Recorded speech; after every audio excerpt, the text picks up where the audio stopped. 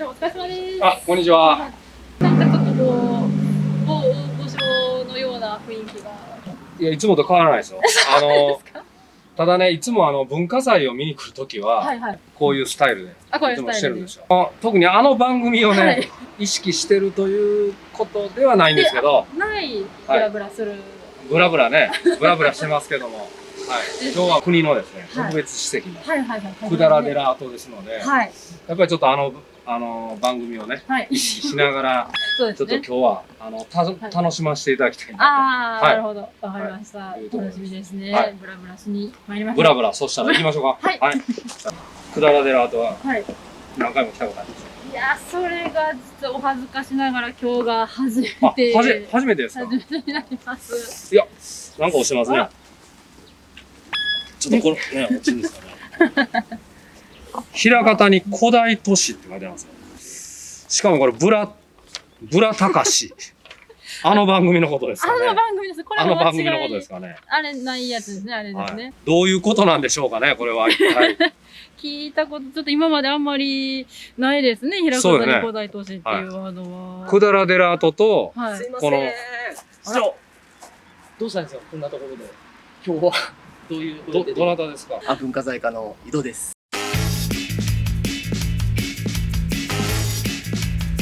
ちょっと、百済寺の様子見に来てて、はい、それで寄りまして、ちょっと市長を見つけたので、はい、何されてるのかなと。これ、もちろん、そしたら、この古代都市ということについては、井戸さん、何か心当たりがあるわけですね。ありますね。そうですか。でも、とにかく、ここ、百済寺跡から、古代都市っていう話になるんですけども、百済寺跡ってすごい、まず、遺跡でですね、特別史跡。はい。あれですよね、虫とか植物とかでいうと、天然記念物になるような。もので言ったら国宝みたいな位置づけで、大阪府ではもう大阪城ってここしかない、もうグレードが一番上の重要な遺跡なんですけども、そもそもお寺の跡なんですが、ちょっと今はもうお寺建ってないんですけれども、百済大師というね、ご存知だと思うんですけど、はい、小西氏ですね。小西氏、すごいややこしいんで、今日は百済大師で、ちょっと行かせてもらいましょう。とにかく、その見どころと、なぜ古代遺跡っていうか、古代都市になるのかということを、ちょっと紹介しながら、はい、訪ねていきたいと思います。はい。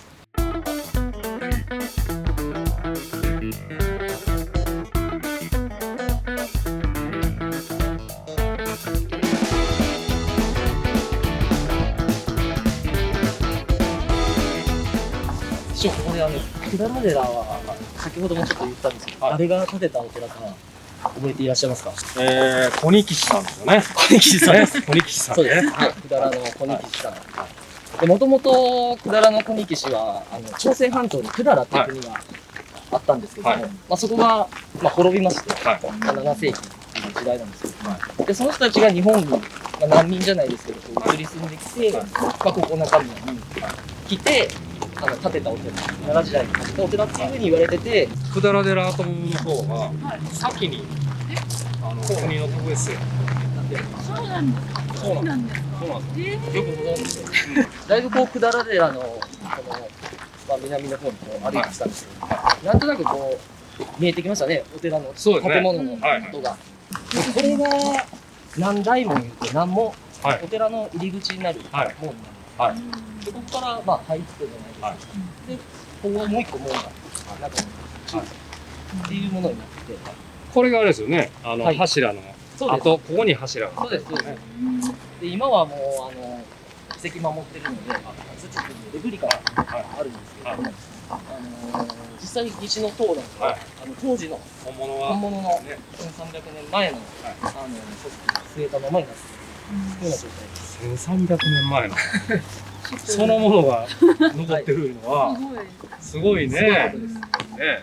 百済寺って一応大きく3回発掘調査、今までされてて、一番初めは昭和7年、これはもうかなり愛好会とか、地元の方々が中心になってここのお寺の調査をされて、でこういう柱の跡っていうか礎石の跡を見つけていったんです。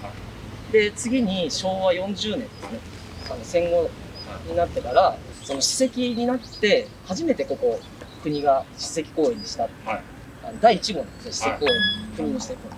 で、そのための整備の発掘調査があって、で、最近ちょっとそれが老朽化、木が結構生い茂って、木が意向を痛めてるっていうことで、もう一回整備やり直すっていうことで、3回大きく発掘調査をやって、今、こういうふうな理解が分かってきたんですけど、それがちょっと図面にしますと、で、今私たちがいるのは、南大門と中門の間、ここに立ってます。はい。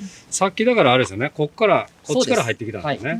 ね、こう、歩いてきた。そうです。だから東門の脇の階段を通って、このように入ってきたことになるんですけど、基本的に百済寺のこのお寺の特徴としては、二塔一金堂式っていう、二つの塔があって、一つの金堂を中心に据えるっていう配置があるんですけど、これが奈良の薬師寺、または大安寺とか、東大寺もまあ塔が二つあって金堂が真ん中にあるっていう配置をとってまして、それが中央の系譜につながるということで、かなり中央との関係が伽藍配置からも伺えるっていう特徴がまずあるっていうことが、この3回の発掘調査で分かっている。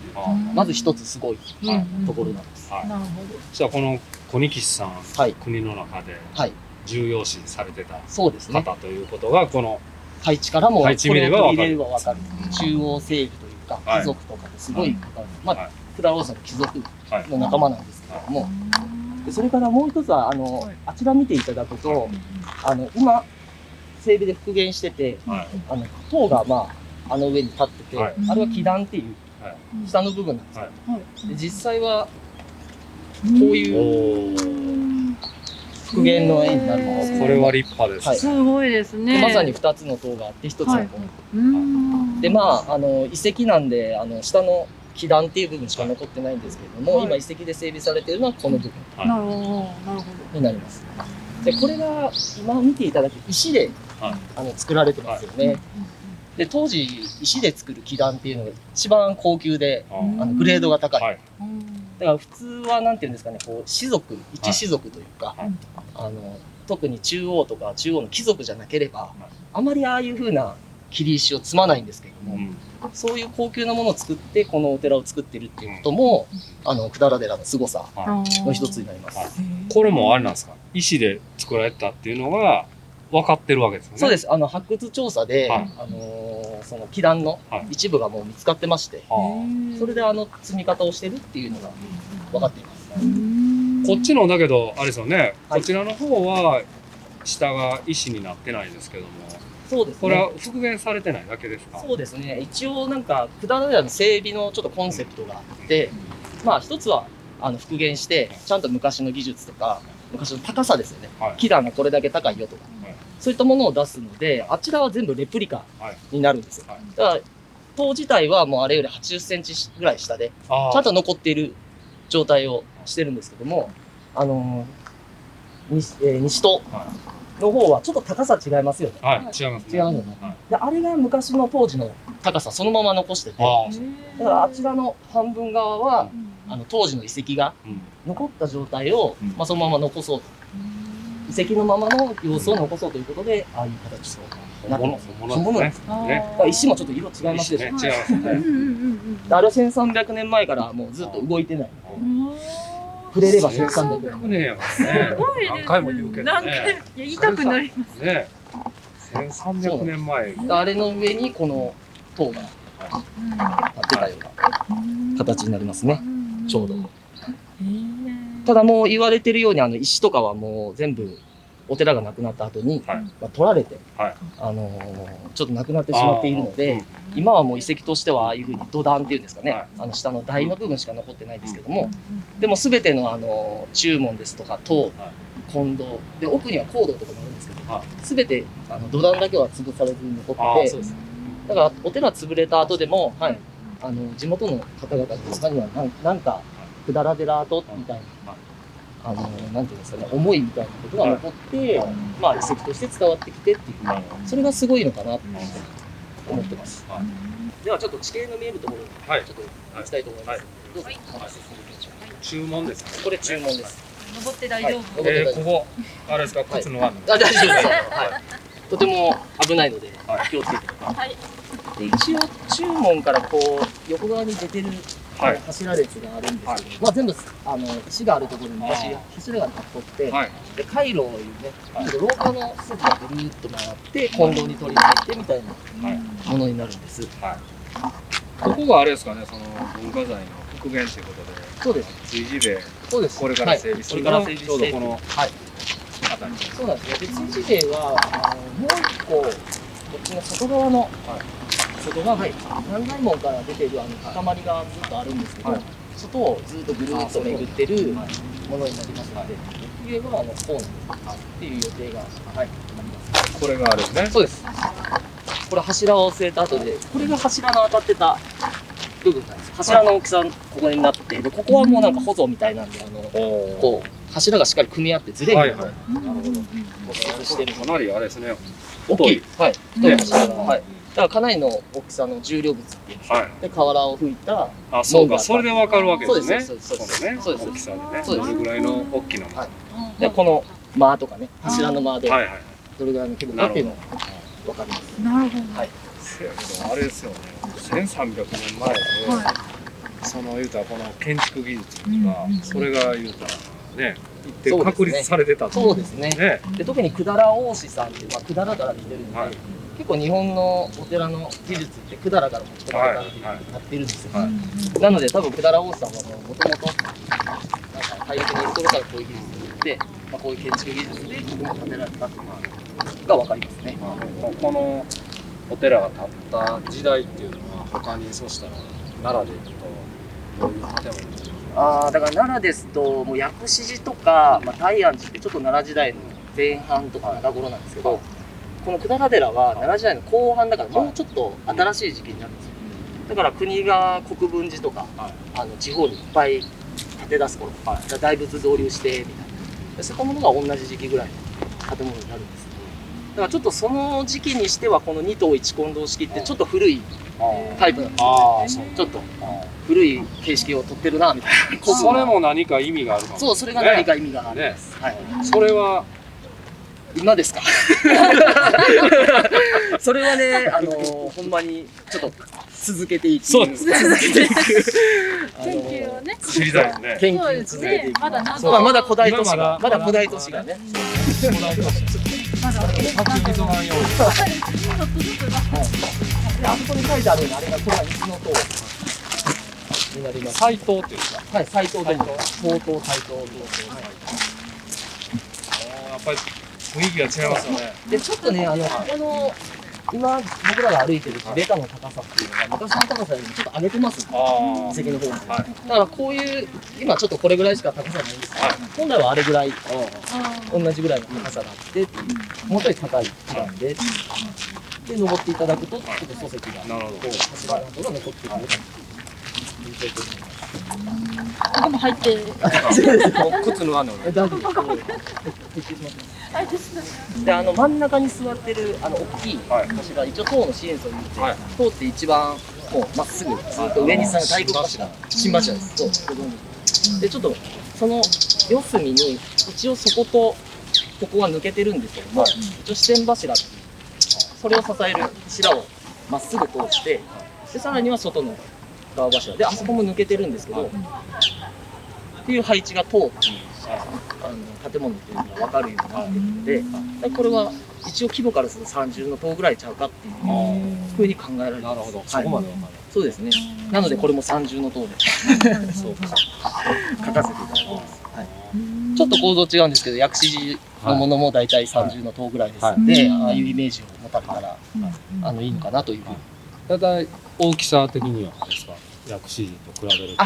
そうなんですね。で取ってるスタイルは2棟1金堂式でかなり中央に近いタイプを取るんですけど、規模としたらちょっと小さめなんですよ、中央より。その辺はなんか気使ってるのかちょっとわからないんですけど、それもあれですよね、いろんな意味が。そうなんですよね。で当時一番上は東大寺なんで、一番大きい建物で言ったら東大寺で格式も高いし、でやっぱ東照大寺とか奈良のお寺がやっぱ継いできてっていう、で国分寺ってすごい立派なんですけど、やっぱり士族のお寺なので、その辺と比べると規模は小さいんですけど、ただ取ってるスタイルとか使ってる技術は超一流の当時の一流のものを作ってますので、その辺がやっぱ百済大師の凄さっていう感じはしますけどね。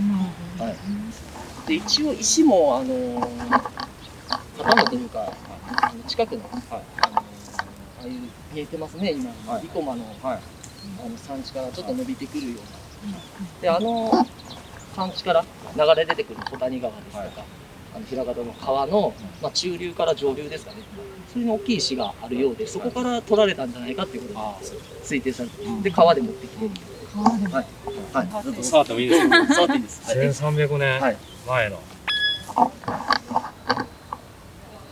ね、歴史がこう伝わってきますよね。柱がここに座ってたわけなので、この上に。そうです。はい。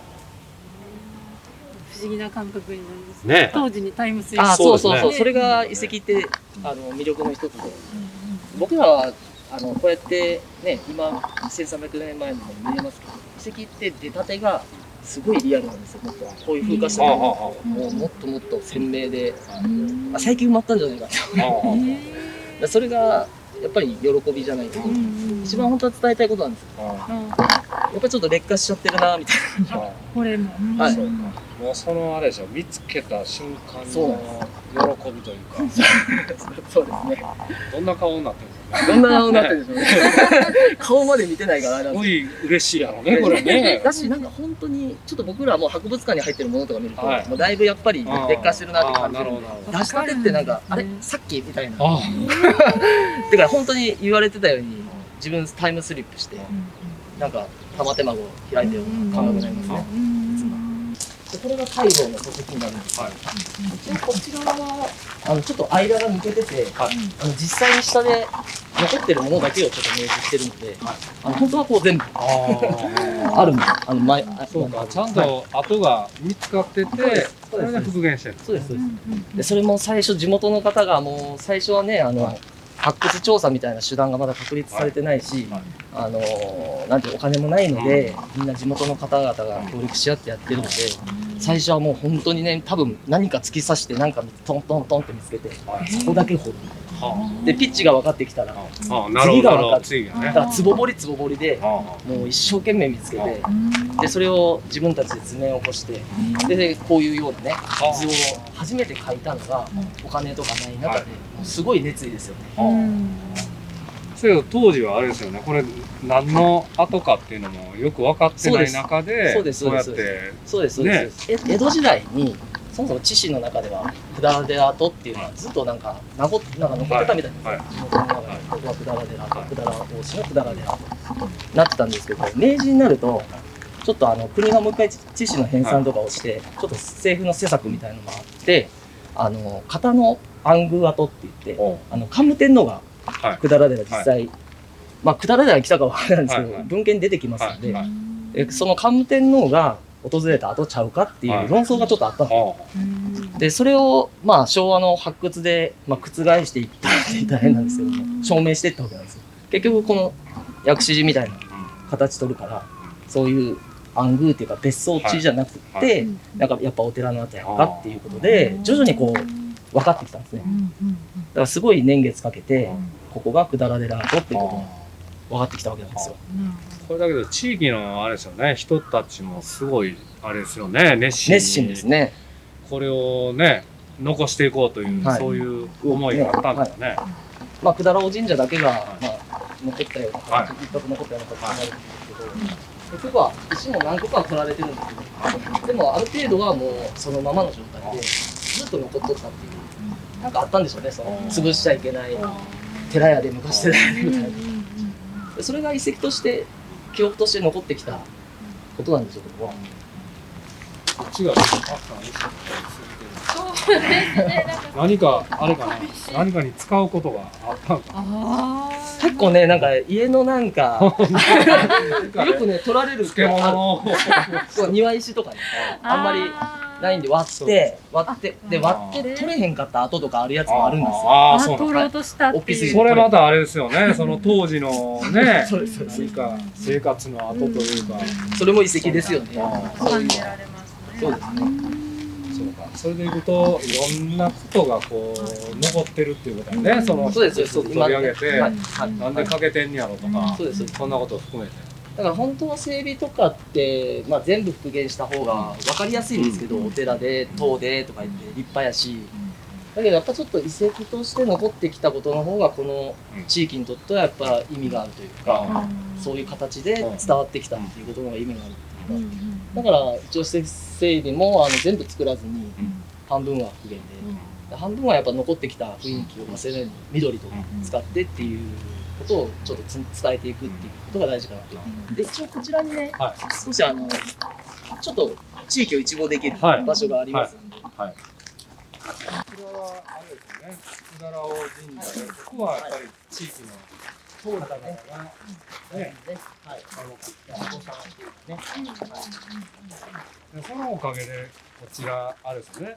お寺の方もそうですね。残されてきた。だから福田ラオ神社って今お寺って実は外側のこういう外郭の施設だけじゃなくて、中もこう区画して、こうちょっとブロック割りのような状態で、例えばこの東北院っていうのは工房跡なんですけど、ちょっとこういう修理とか、金物作ったりとかするエリアで、こっちはなんかちょっと後で行くんですけど、建物があって、もしかしたら事務所じゃないかみたいな、そういうちょっとエリアでこういうふうに、寺の経営というか、運営をちょっと表すものがあるってことも分かったんですけど、福田川先生がその一角をちょっと占めてるんですけど、だからこれもなんか名残って多分残ってきてると思うので、とてもキーになるものですね。こちらが淀川。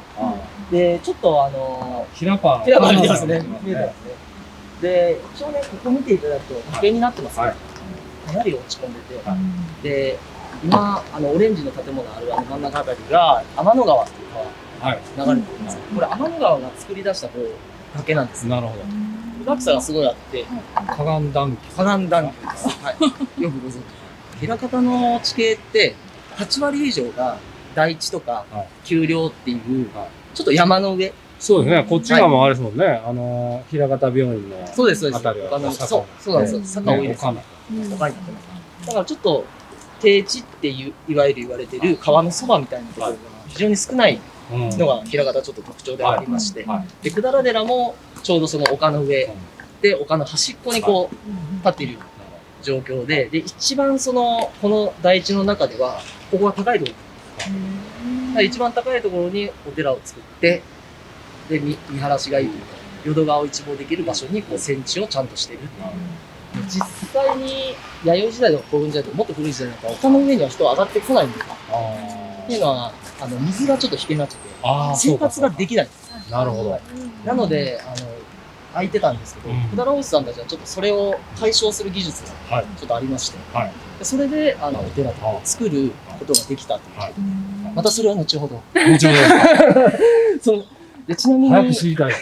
ちなみにね、これ崖が迫ってるんですけど、福田寺の設計図ってなんとなくっていうか調査の結果分かってるんですよ。141メーター四方で作ってるんですけど、まあどうしてもそのプランニングとちょっと崖に少し影響されて、こっちを1メーターか2メーター縮めてるんですよ。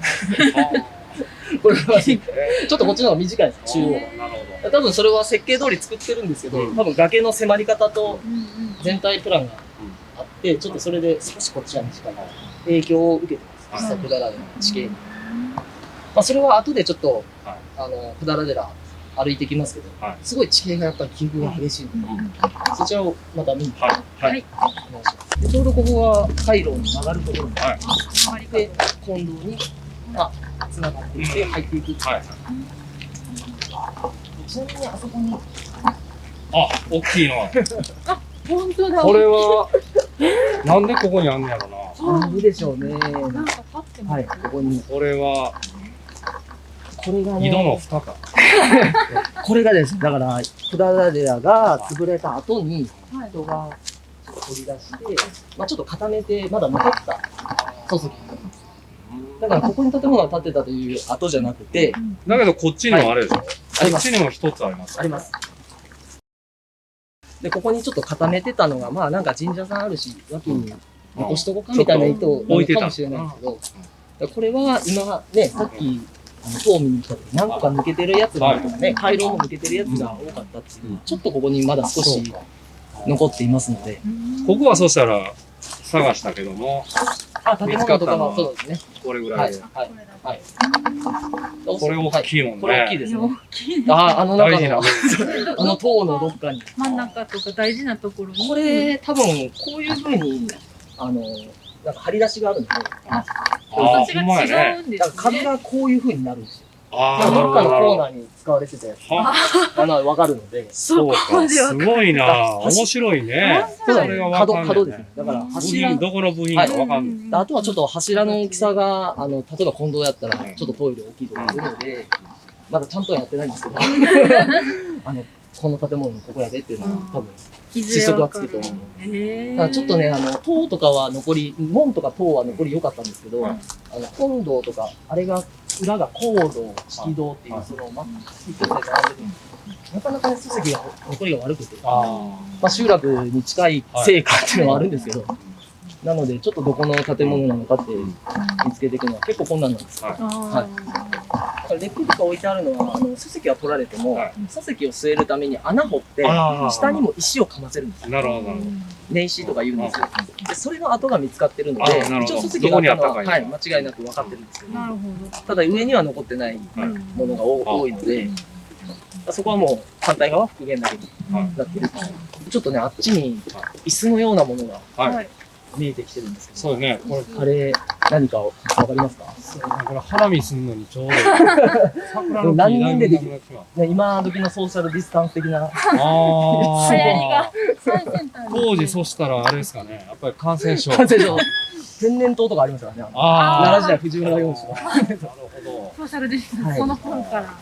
そうか。これはそうやけど、なんかのあれですね。配置が、柱があったりですかね。そうなんです。これね、実は建物の柱跡をちょっとこう石で示してるんですよ。で、ちょっとここは事務的なものかなと思ってるんですけど、このエリアがちょっと広いです。はい、もやというか、住んでるというか、活動する場所。ここも家の中の。家の中。これで言うと2軒5軒っていう柱の結構大きい、当時にしたら大きい柱を。で、今歩いてきた白い舗装された道、あれがさっきのこの絵で言うと、この建物がある西北院っていうところをこう区画する追字塀があった跡になるんです。だからあそこに追字塀があって囲われたこっちの空間がこういう建物がある施設。個人的にはちょっと調査であそこの追字塀を調査したときに、すずりがいっぱい出てきたんですよ。炭を。なのでちょっと写経じゃないけど、そうです。写経じゃないけど、なんかジムとか、そういうのやってた施設かなっていうのは、ちょっと想像でつくんですけど。淀川からもくだらであったみたいなのが見えるっていうのが、多分、くだら大瀬したかったことでしょうね。ロケーション的に俺らの権威みたいな。そしたら近藤から、こう、わーっとあれですよね。そうです。町が。そうです。町があったんでしょうね。そうです。町があってですね。さっきの町があってですね。古代都市。なんかさっき見ましたね、その。ありましたね。なんか台本ないんやけども、台本があるかのごとく。今なんかピンとひらめいたんですけども、ひょっとして、この辺り、町があった。そうなんです。で、百済寺っていうお寺は、ただ百済大師が建てた寺がポツンとあるだけじゃなくて、百済大師もその周りに住んでたんです。で、その町が、今住宅地にこう全部なってマンションとか戸建ての家建ってますけれども、この辺り一帯が百済大師の居住地跡っていうことが分かってきてるんです。で、それがバーンって広がってる様子になってます。で、一応ちょっと分かりにくいんですけど、そこにちょっと高まりがあるんですけど、あれがお寺の一番北端の追字塀をちょっと示してまして、でちょっと途切れてる場所がありますね。ありますよね。あれが北門の、北の門になるんです。なるほど。で、ここからまっすぐ伸びるメインストリートっていうのが、実はあってまして、それを中心に、百済大師が町割りをして、住んでた跡っていうのが、あって、そうすると、その百済大師の中でもやっぱり、その序列みたいな。ありますね。ですよね。建物の格式っていうのか、出てくるものの航空品の度合いとかで、どういう人が住んでた邸宅跡なのかみたいなのを調べてるんですけど、それはまた後ほど知りたいな。知りたいです。知りたいな。はい。で、その町の跡がね、わかる場所がありますので、そちらへこれからちょっと向かってみたいと思います。はい。連れてくれるんですね。はい。ぜひ行ってみましょう。はい。行きましょう。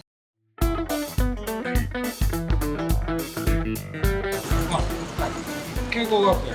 そうなんですね。慶光学園上昇慶光学園。何か普通の当日と違うところですね。ああ、これあれですよね。さっき見た風景の。こんな感じで見えてきます。発掘調査がまた大規模に。これはいいかな。死なれへん。